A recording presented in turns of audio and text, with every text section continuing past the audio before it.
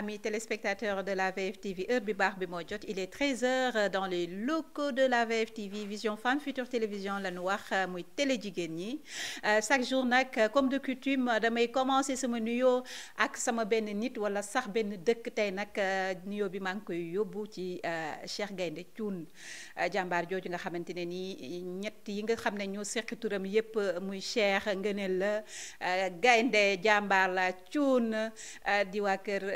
sant waa kër Cheikh Béthio Thioune yooyu kon kooku jàmbaar rek lay mën a doon di la wax ne ñaar xam waaye ñett xamuñu say jëf yu baax boo sàgganul dinaa ko exposé fii si revue de presse bi mais en attendant naa la baal rek ba beneen yoon mu ngi noonu donc noonu laay nuyoo ak yéen tey ami téléspectateur ku ci nekk fa nga nekk nee naa la jàpp sama loxo jox la sa nuyoo bi gën a sell di leen wax ne man yéen laa gëm yéen ñi nga xam ne yéenay suñuy fidèle téléspectateur saa su nekk de leen rester scotché devant votre poste téléviseur pour suivre la VFtv ndaxte kat information yi ak li ngeen soxla dañ leen koy indil à temps réel et la vraie information lañ leen di indil alors sëñ Fallou tey sa gars yi dañoo daw jàng démb cravage bi laalu kenn mais tey foog mu bàcc ñaar les pros jinne cameraman yi tey foog ñu bàcc leen tey moom duma leen may dara ci mi ngi noonu kon nag ñu daal di dem xool le soleil tey lan la ñu indil le soleil moom nee na 253 milliards levés au deuxième trimestre moom la ñu indi fii ça rapport avec c'est la preuve de crédibilité du Sénégal sur le marché financier de l'UEMOA bu ñu paree ci loolu nag ñu daal di dem xool Sadio Mané nee na c'est déjà l'effervescence à Munich démb maa ngi xool sur la toile gis naa ni que àgg na ak jàmm ak salaam foofu ci club bu bees boobu nga xamante ne nii fa lañ ko transféré bi mu yeggee accueillir nañ ko mu wàcc benn jet privé bu baax macha allah ñu daal di koy defal vaccination mu signé contrat am et tout ça maa ngi koy ñaanal rek yàlla na ko jik te ndam yi mu daan am fii na doon bi nga xamante ne nii fi la ndam yi di gën a ëppee li ñuy wax naan dem ba tollu ci apogée bi maa ngi ko koy ñaanal doomu Sénégal boobu ay ñu daal di xool ba tey le soleil mu ne Macky Sall incarne une Afrique décomplexée waaw ñun duñu ay complexé nag ñun sénégalais yi duñu ay complexé waaw démb nag am na sama benn tonton bu ne ma yow sa revue de presse bi dafa mel ne dangaa féetee ci campu Macky Sall man démb wax naa leen nee naa leen faruma ak Macky faruma ak Sonko kër gu rafet maanaam oto bu rafet maanaam ceeb bu neex maanaam teint bu baax man ci loolu laa far man xam nga ci lan laa far jàmm ak salaam l'essentiel on est que rek ki gën te mën ñoo indil développement mën ñoo indil jàmm ak salaam yàlla na ko fi yàlla teg waaye ci biir loolu maa ngi gis sama coach tamit Pa Assane Seck mu xëy moom tamit di tëggi bool yaay sama coach de yaa ma jàngal ba ma mokkal macha allah waaye tëgg bool boobu moom wax dëgg fa yàlla du aar bi man du ma ko mën a mokkal maanaam coach nga jégal ma ko du ma ko mën a mokkal en tout cas daal bu 20 jotee dinaa toog déglu li nga xamante ne nii moo nar a xew ci dëkk bi incha allah rabbi waaye nag molo slow down na jur rek jàmm ay ci ñu daal di dem xool journal bu ñuy wax bés bi nee na voix discordante dans le campus présidentiel vent de révolte point d'interrogation c'est une question donc dañuy laaj ba xam ndax fi ñu toll nii jamono ji ñu toll nii ndax climat bi fi ñu toll nii dafa indi maanaam fippu bi ci fan la jógee ak lu ko waral bu ngeen ko bëggee xam ngeen dem xool le journal bés bi ba tey ñu daal di ñëw ci bés bi nee na Aminata Tall tire sur Macky Sall Mankeur Ndiaye salue sa lucidité un homme du palais cible d'une lettre anonyme ba tey Sadio Mané un Bavarois duo Mané Sané au Bayern sama mbokk journaliste yi dañ tàmm di codé waaye nag bu yàggee tuuti rek di ngeen mën a décoder seen bopp sans pour autant sax ñu di ci sonn ba tey ñu ne Guy Marius sous mandat de dépôt ñu ngi wax naan manif polémique sur l'autopsie de Idrissa Goudiaby mi ngi indi sax xiiroo ak ngaayoo ci ay mbokkam ndaxte d'accord ñu ci li nga xamante ne nii moom la autopsie bi indi waaw dafa mel ni tey sama yaay Aminata Tall ak Mankeur saf nañ sàpp fi ñu toll nii ci titre yi sàpp ba tey Direct News ñoom lañ indi nee nañ y a-t-il d'autres encagoulés dans le maquis ñu ngi wax ne fi ñu toll nii ay membres yu bare yoo xamante ne ni tey ay pro Macky lañu woon daanaka ñu ngi commencé tasaaroo ci seen biir di weerante di xiiroo di ŋaayoo di commencé wane ginnaaw loolu moom wax dëgg yàlla la ci suuf man du sama domaine man sama domaine daal mooy wax waaw kay te yàlla wéral baat beeg jàmm ak salaam ñu daal di dem ba tey ci Mankeur nee na je salue la lucidité et le courage politique de Aminata Tall et lui dis tout mon soutien. Travaillons pour les consensus pour la paix civile et des élections inclusive ainsi tweeté Mankeur Ndiaye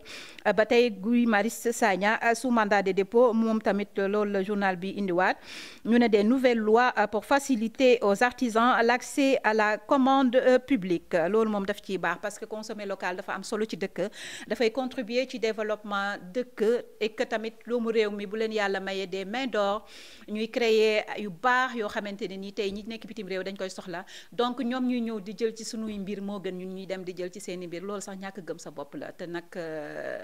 du favoriser benn yoon sunu culture dëkk ay ca kon nag loolu dama ciy daal di d'accord sëñ Fallou bu fekkee baax na ñu dem xooli l'exclusive tey ñaari doomu njaareem lañ ñu indil Ahmed Dieng ak Aminata Tall bu ngeen fàttalikoo tuuti Ahmed Dieng pro Aminata Tall la woon pendant des années tey nag bi mu defee sortie démb autant pour moi avant-hier la Aminata Tall def sortie bi mu defee sortie Ahmed Dieng moom tamit daal di génn bi mu génnee moom tamit daal di nee na attaque bi nga xamante ne nii Aminata Tall def na ko mi ngi muy lancer des missiles et reçoit des roquettes moom wax dëgg yàlla moom dafa génn moom tamit rafetlu loolu daal di génn wax leneen loo nga xamante ni nii daanaka daal boo ko déggee da ngay xam ne kii moom dafa mel ni daal mook Aminata Tall laalootuñu vraiment tànk ca ba tey nee na son ex DIRCAP sort de ses gonds moom laa leen doon wax léegi c'est le cas de Ahmed Dieng et Aminata Tall nee na elle n'est pas républicaine que quand elle est dans les lambris du pouvoir. Sa sortie n'est ni pertinente ni rationnelle. C'est une personne que j'ai pratiquée de près pendant 15 ans. Je la connais très bien et suis bien outillée pour apprécier chaque acte qu'elle pose. waaw loolu ñun duñ ko weddi parce que dañoo fekkee lépp nag dëgg yàlla 15 ans yooyu am na waaye nag politique yi léegi daal li ma ci gis moom ñun ñëpp nañ ci tey daal parce que ànd waxante lu baax tàqali ko weerante lay doon te loolu moom wax dëgg fa yàlla man duma ci mën a sori fàllu bu baaxee ñu dem xooli las voilà las mi ngi ñu indilaat ba tey Aminata Tall ñu ngi wax feu sur Aminata Tall parce que ci réseaux sociaux yi aussi xam nga man dama am benn problème man dama bëgg sama gox te dama bëgg sama doomu dëkk ba nga xam ne képp ku fi yeewoo bu ma sañoon kenn du la tudd kenn du la laal rawatina nga nekk sama mbokk wala nga jege ma lool. ñi ngi nag crash ci internet bi ñi ngi wax lu nekk et tout bon man du ma ne li mu wax dafa aayul non non mais li ma mën a wax rek mooy wax ju rafet dafa rafet ñuy génn di crash nañ jàpp ne rek moom mag la. nañ jàpp ne aussi yaay la mais aussi nañu jàpp ne rek lu rafet dafa rafet daal maanaam nañuy rafetaat nañuy woddu suñuy kàddu dafay baax te xam ne politique moo indi yi yëpp dañ koy wax sax nee nañ ku hypocritul ku mënta xeex ku mënta xuloo jarul ngay def politique lii politique la foo rek la jeu de kii la rek bu nga xamante ni bu jàllee rek dafay daal di jàll ñu dem xool tribune nee na Macky traîné devant le haut commissariat répression sanglante et non les Nations Unies aux droits de l'homme loolu lañ bind fii ñu daal di ñëw ñu ne la cherté inquiète déjà le góorgóorlu ñu ñëwaat ba tey concert de casserole ce que risquent les auteurs ou complices de bruit am na benn paaw sëriñ dafa génn nee na bool yooyu ñu nar a tëgg ak klaxon yooyu day yee jinne yi moom loolu la wax gis naa nag ay commentaire am ñu ne ko yow toppal fee li ngay wax ni gëmoo ci dara dafa mel ni faroo ci Sonko waaye waa ji daal nee na képp ku tëgg bool bu guddi jotee loo gis yow la loolu la wax à bon entendeur salut moom moo ko wax nag man waxuma ko xaw ma nag nan la fay demee en tout cas daal ci noonu sax maa ngi jaar je vais faire un coucou à Feuz Galsen ak Marie Faye ñoom ñooñu nga xamante ne nii ñooy présidente immature yi jigéen yu Sénégal gis naa leen ñu ngi lëmbee réseaux sociaux yi macha allah waaye Feuz ndànk rek Feuz wàccu ñu tamit benn instant ah voilà mi ngi noonu ñu dem xooli réew mi quotidien mi ngi ñu indi tey Abdoulaye Wade maître Abdoulaye Wade sunu maam tension politique mu ne Y'en a marre se joint à Yewwi Guy Marius sous mandat de dépôt loolu wax ju yàqu la dem ba léegi ñu ngi koy wax ci sur la toile ce que Wade demande à Macky waxuñ ko mais leer na ma ne rek ci jàmm rek la koy woo ak ci dialogue ndax noonu la yàgg taxawee te xam naa ne it mag dafay toll fu sori di gis xale toll fu jege te du gis donc sunu maam xam naa ne ci loolu rek lay mën a woo Macky donc ci bëgg am lu la leer nga dem xooli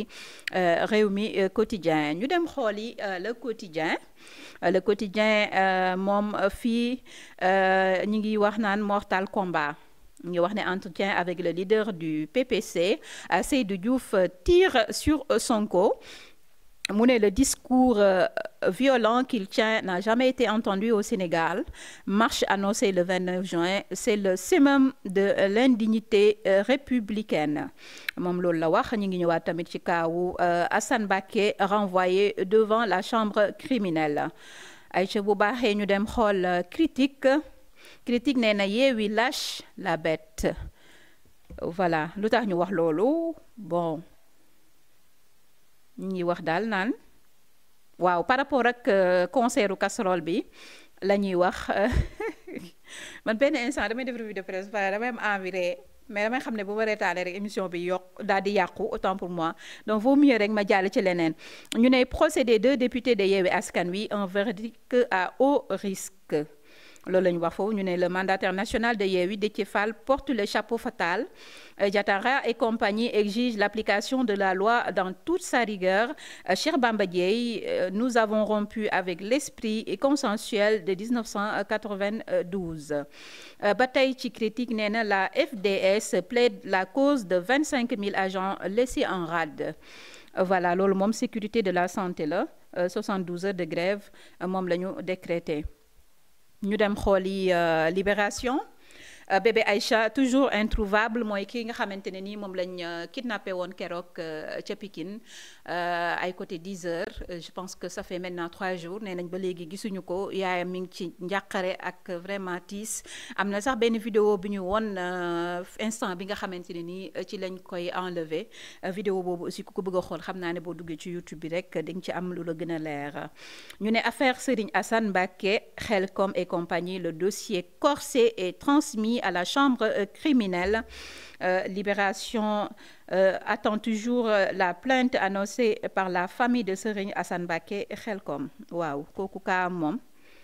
xam naa nag bu ci kilifa yi jógee ñu wax ci rek am naa yaakaar ne yàlla mën na cee wis ndox mu sedd guy waaye nag en attendant cela ñu daal di bàyyi rek justice ñu daal di def seen devoir mi ngi noonu ma daal di dem xooli journal bu ñuy tuddee pop nag nee na placé sous mandat de dépôt Guy Marius jugé mardi. Y'en a marre bande les muscles pour en découdre avec Macky. ñu ngi wax ne il a été atteint par une balle. La famille d'Idrissa Goudiaby persiste. Nous sommes prêts pour la contre-expertise. waaw léegi da ngeen di dem rek fay daal di def benn contre-expertise rek ñu daal di dem teg ñaar yëpp ci table yi après gars yi daal di tranché xam fan la dëgg gi féete parce que nag dëgg moom da ciy baax nit ñi di ko xam. waaw ba tey ñu ne Macky Sall Aminata Tall autopsie d'un désamour teinté d'éclaircie. ayca ba tey ne nañ l'avant-concert des casseroles vire à l'affrontement Pastef APR ay waay déet loolu du ngëneel de ñu dem xooli L'Obs Fallou.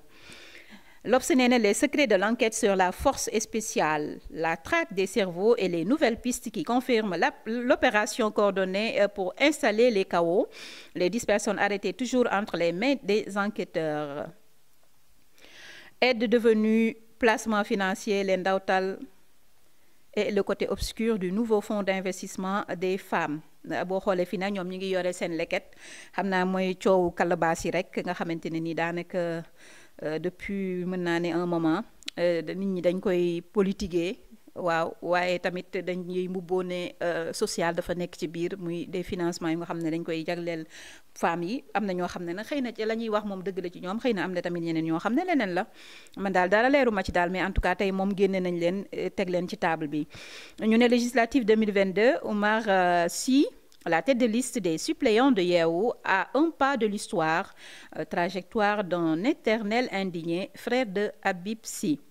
sam papa moom fan yee moom gars yi wàccuñu ko benn yoon bi manifestation yi amee le 17 juin sam papa Habib Sy nee naa leen ne kooku doxul ci daraay coow jéggal leen ko rek te xam ne da doon ruube rek xam naa ñu capturer affaire daal di koy génne waaye ñu ngi wax fi tamit ci frère am di Oumar Sy ci législative yi ñu ngi xamal tamit ne moom mooy tête de liste des suppléants de Yewwi ay ca bu baaxee ñu daal di dem xool